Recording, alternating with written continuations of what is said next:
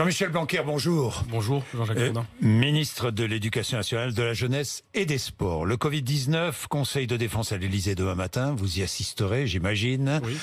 Jean-Michel Blanquer, inquiétude. Inquiétude, pourquoi? Parce que l'épidémie se stabilise. Malheureusement, ça ne baisse plus. Alors, report du déconfinement prévu le 15 ou pas?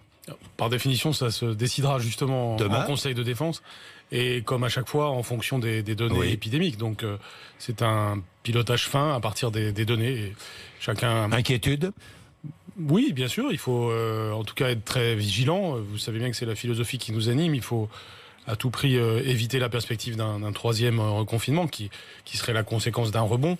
Et donc, bien sûr qu'il faut être très attentif à la possible manière de remise en place d'attestation à partir du 15, par exemple. Écoutez, oui, nous verrons les mesures. Nous verrons bien. Bien, Jean-Michel Blanquer, oui, mais le sport vous concerne, puisque vous avez en charge. Reprise des compétitions amateurs, quand? Alors, pour les jeunes, là aussi, pour les jeunes, on a déjà recommencé les pratiques en plein air. Mais les compétitions. Les compétitions, ce sera au mois de janvier que nous pourrons, je l'espère, oui. Et nous y travaillons avec Roxana Maracineanu. Nous sommes très attentifs au sport amateur et à la pratique des mineurs, ce qui est déjà notre priorité.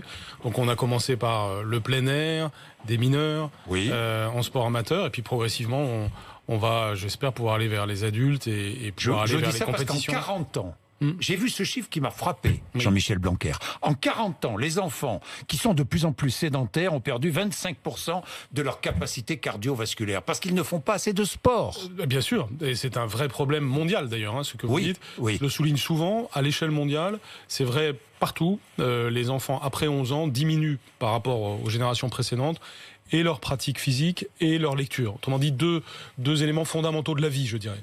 Et donc, on doit travailler au rebond de cela. Alors, ça passe pas que par les pratiques sportives en équipe, qui évidemment sont pas faites pour être suspendues longtemps.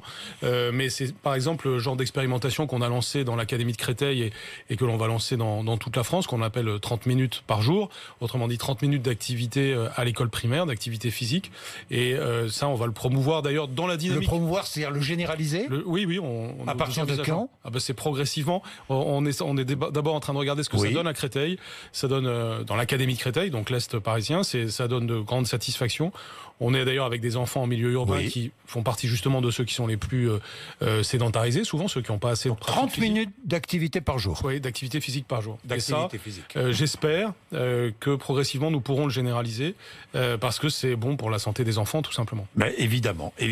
Un mot sur le sport professionnel, retour des supporters dans les stades en janvier. Alors il faut l'espérer, c'est en tout cas ce que nous avons à l'esprit, mais ça aussi, ça se confirme en fonction de l'évolution épidémique. Et quand ça aura lieu, ce sera dans une perspective qu'on pourrait appeler proportionnelle, c'est-à-dire non pas un chiffre en valeur absolue, comme ça a pu être le cas dans le passé, quand on disait par exemple 5000, mais un chiffre proportionné à la taille de l'endroit. 25% de la capacité du stade. Ça peut être ça, on verra. Ça peut être un siège sur 4, un siège sur 2. Ça dépend là encore des données épidémiques et ça se pilote encore une fois en fonction des données que nous avons. Et puisque nous parlons du sport professionnel, quelques mots sur le football professionnel. Les clubs professionnels de football risquent la faillite. Mediapro, qui détient les droits de diffusion, ne paie pas ces échéances. Est-ce que l'État interviendra à un moment donné ou à un autre ?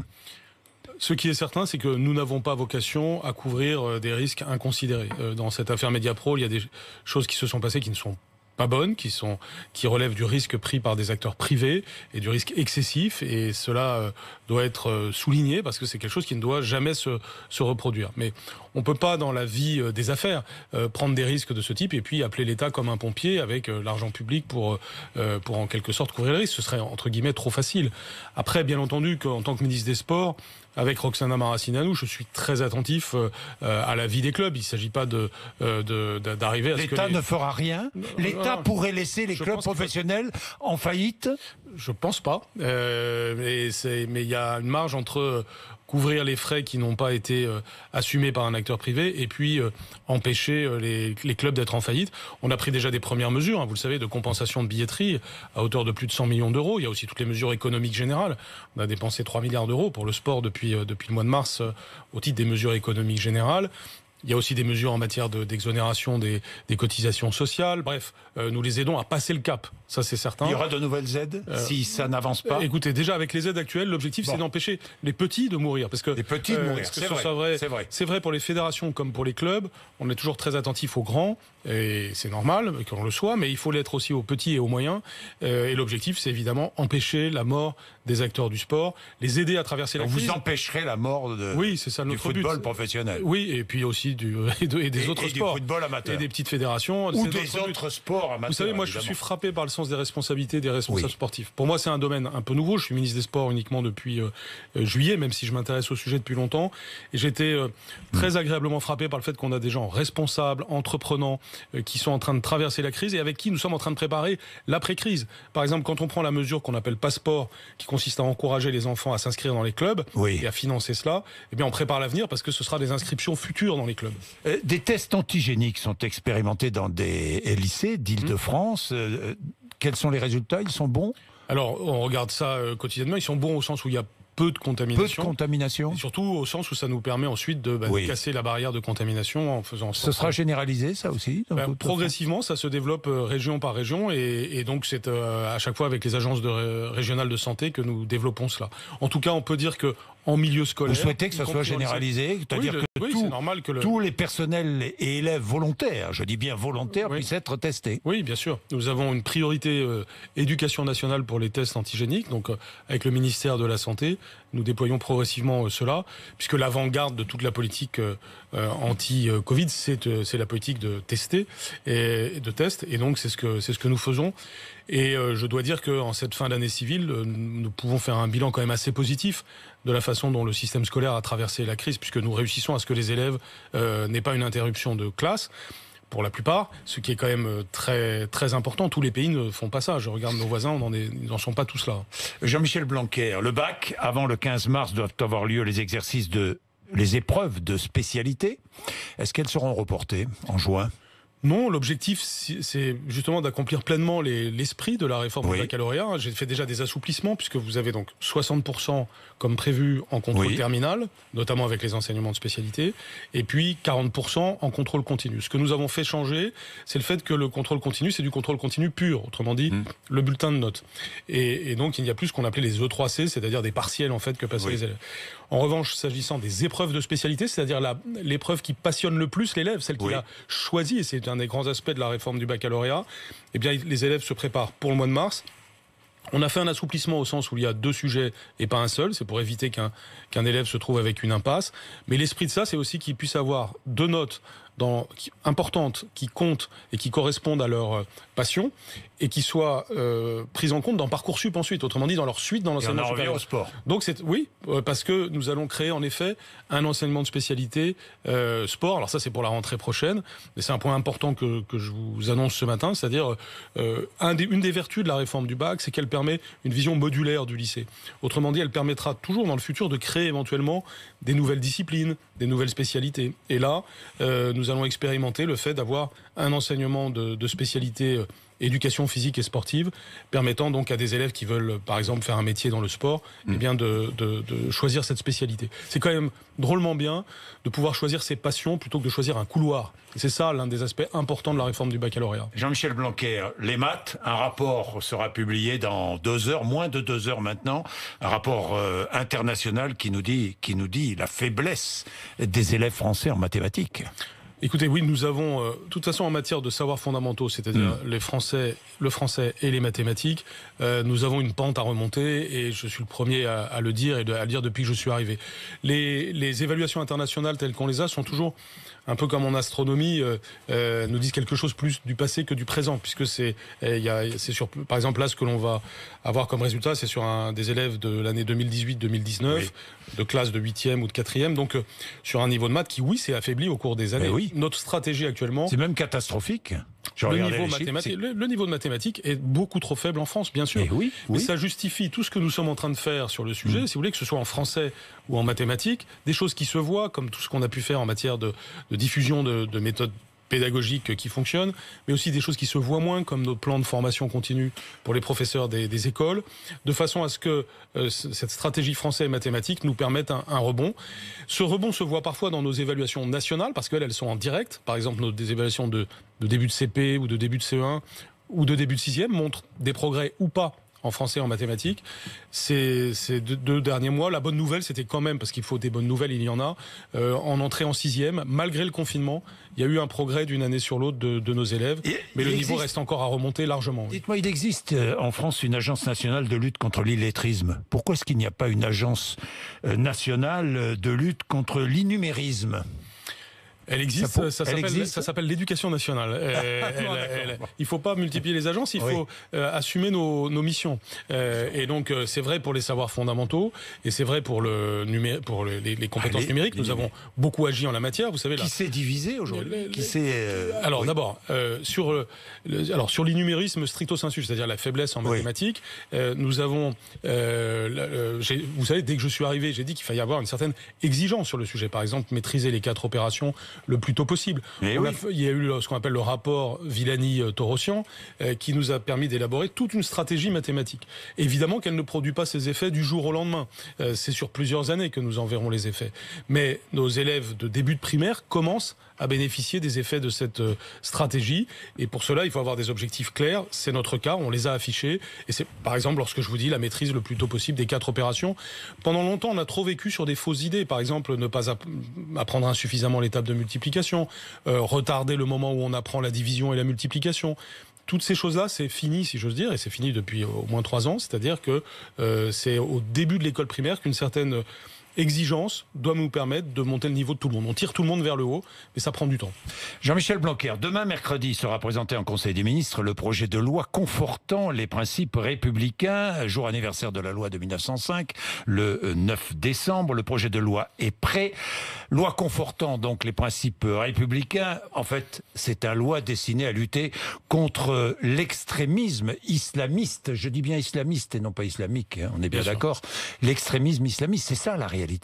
Oui, non, bien sûr. Oui, bien sûr. Il faut l'assumer. Oui, elle est assumée d'ailleurs, totalement. Elle est assumée, vous l'assumez. Non, parce que séparatisme, on est passé à confortant les principes républicains. En fait, c'est lutter contre l'islamisme. Oui, bien sûr, mais les lois... D'abord, on n'a jamais caché le fait que c'était évidemment ça l'objet fondamental. Maintenant, les lois, par définition, sont d'ordre général. Donc ça peut aussi, parfois, aller contre, par exemple, des pratiques sectaires qui peuvent exister, qui ne relèvent pas de l'islamisme. Mais c'est vrai qu'à titre principal, c'est une loi qui a vocation à voter contre l'islamisme. Article 18 du texte, cet article a pour sujet l'école obligatoire dès l'âge de 3 ans. Il interdit bien, on est bien d'accord, l'instruction en famille. Oui, il permet d'encadrer l'instruction en famille. Si vous voulez, l'instruction en famille aujourd'hui est un régime un peu déclaratoire, c'est-à-dire au fond vous gardez votre enfant à la maison puis vous dites je le garde à la maison. Il y a certains contrôles mais ils sont relativement faibles. Or nous avons vu que c'est engouffré dans cette brèche toute une série de pratiques, notamment de la part de l'islamisme politique, mais aussi des sectes, ou des pratiques qui vont contre les droits de l'enfant, parce que l'enfant est un peu laissé à lui-même. Donc nous voulons resserrer cela. Cela signifie que c'est la scolarité qui est obligatoire dès l'âge de 3 ans. Autrement dit, tous les enfants vont à l'école dès l'école maternelle. Simplement, à titre exceptionnel, il peut y avoir... Alors, quelles sont les exceptions ? Est-ce que vous avez réécrit cet article ? Oui, on a... À la demande d'Emmanuel Macron. Et à la demande du Conseil d'État. Nous avons travaillé avec le Conseil d'État. Et donc, ce qui est normal, tout ça fait partie d'un processus normal. Mais vous l'avez réécrit. Alors, que dit-il aujourd'hui ? Eh bien, ce qu'il dit, vous le verrez surtout demain, puisqu'on le présente en Conseil des ministres, mais à grands traits, les exceptions, c'est la santé, bien sûr. Donc, pour des raisons de santé, un enfant peut rester à la maison. Il y a, quand on est à des pratiques sportives ou artistiques intensives, il y a les gens du voyage qui ont un régime particulier que nous accompagnons aussi. Et puis, il peut y avoir des cas particuliers justifiés par un projet pédagogique que la famille peut attester en quelque sorte et que nous contrôlerons auprès de l'éducation nationale, donc du rectorat, et nous allons nous équiper de plus en plus pour être en mesure de s'assurer qu'il n'y a pas d'enfants dans un angle mort. Donc si je vous pose la question... J'insiste sur un point, pardon Jean-Jacques Bourdin, mais c'est qu'il ne s'agit pas seulement de défendre la République, c'est évidemment l'objectif fondamental, mais c'est aussi défendre les droits de l'enfant. Quand on empêche qu'une petite fille aille voilée de la tête aux pieds à 3 ans dans un hangar, dans une école clandestine, avec des parents qui ont dit non, en fait on fait l'instruction en famille, alors que d'ailleurs en réalité c'est même pas en famille que ça se passe dans beaucoup de cas, c'est dans des structures totalement informelles et totalement contraires aux droits d'un enfant. Un enfant n'a a le droit qu'on le protège contre un endoctrinement, etc. Mais j'ai tout à fait conscience que tout ceci n'est pas vrai de tous les enfants qui sont instruits en famille aujourd'hui. Je sais bien qu'il y a des familles qui se sont émues parce qu'elles ne veulent pas entrer dans cette description que je viens de faire. Donc nous essayons d'être justes et fins et subtils, je dirais, en distinguant ce que nous voulons cibler et puis les pratiques. Alors l'instruction, je vous pose la question, une question directe, l'instruction en famille restera-t-elle possible s'il n'est pas constaté de risque de radicalisation ? Oui, et de risque pour les droits de l'enfant, tout simplement. Et de risque pour les droits de l'enfant. Donc ça restera possible, si j'ai bien compris. Bien sûr, on a toujours dit que ça resterait possible. La question, c'est la largeur des exceptions. C'est la largeur des exceptions, j'ai bien compris. Et une petite fille voilée, il faut interdire le voile aux petites filles, de façon générale, je pense que pour une petite fille, c'est quand même souhaitable. Ça existe. Après, dans la vie de la famille, la famille a le droit de faire ce qu'elle veut en la matière. À l'école, c'est évident que non. À l'école publique, en tout cas. Et puis, il y a aussi certaines façons de faire qui sont tout à fait inacceptables aujourd'hui quand on envoie les petites filles dans ces structures. Je voulais vous parler de l'enseignement de l'arabe. Des cours sont donnés à certains élèves par du personnel nommés et payés par des gouvernements étrangers. Depuis 1977, il y a peu de contrôle. 85 000 élèves concernés, apparemment. Est-ce que vous allez changer cela ? Oui, nous avons déjà changé cela. Nous l'avons changé, par exemple. Alors, chaque État est un cas particulier. Le cas le plus difficile était avec la Turquie. Nous avons fait une négociation serrée. Actuellement, de toute façon, ces pratiques sont suspendues du fait des circonstances épidémiques. Sanitaires, et par ailleurs, nous avons totalement changé le régime de cela, de façon à mettre ça sous contrôle de l'État français. Donc, il ne peut plus y avoir les dérives qu'il y a eu dans le passé.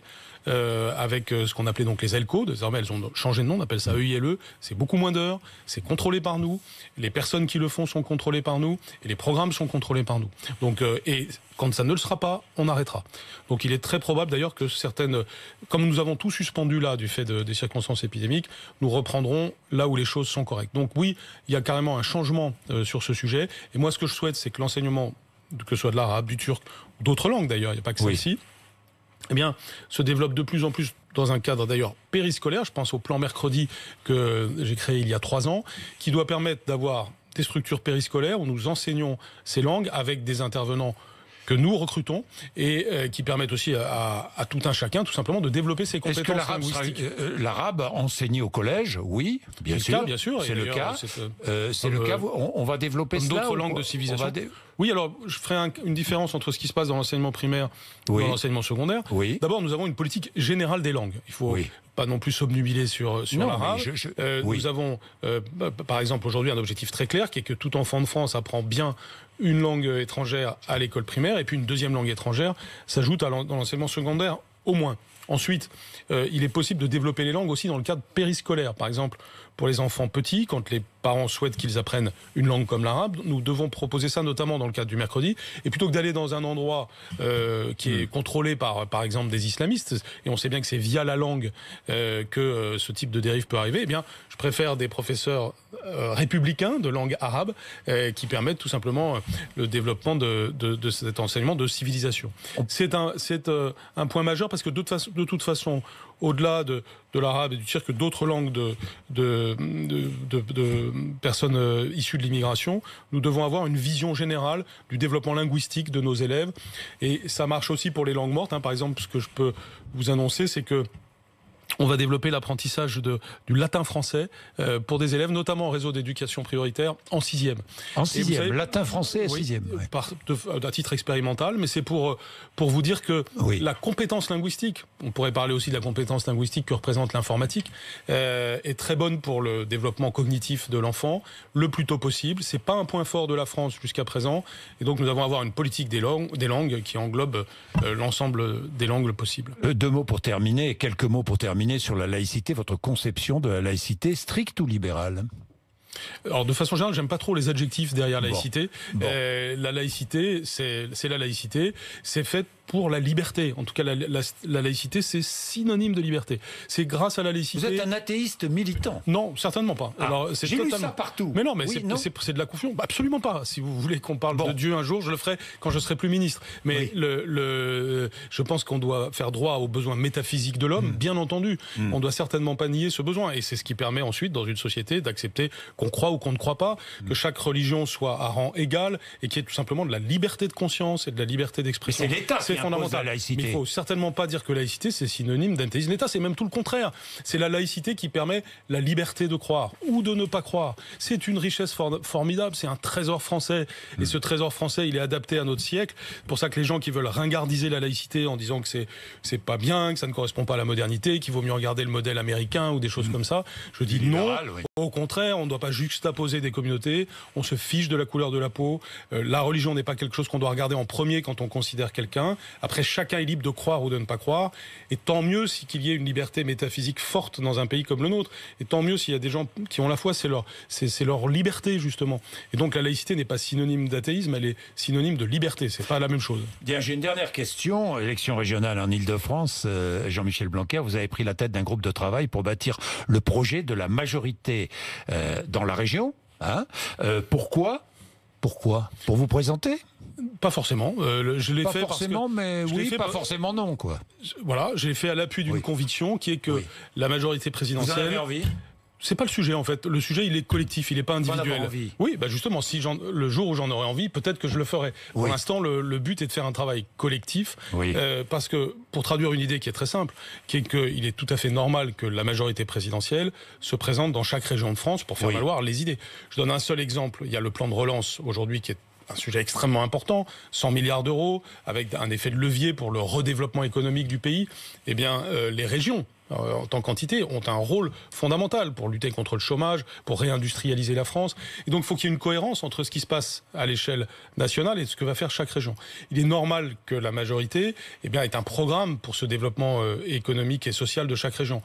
Donc, moi, ça me passionne de contribuer à cela pour la région, mais d'abord de façon collective, parce qu'en tant que ministre, j'ai absolument pas le temps d'y passer du temps, justement. Donc, c'est juste pour animer un collectif, avoir un beau programme, et ensuite, on verra bien qui mène la liste, mais je n'en fais pas du tout une affaire personnelle. S'il y a une bonne personnalité qui surgit de nos rangs, je serais ravi de la soutenir. Merci Jean-Michel Blanquer d'être venu nous voir ce matin. Merci à vous. Merci.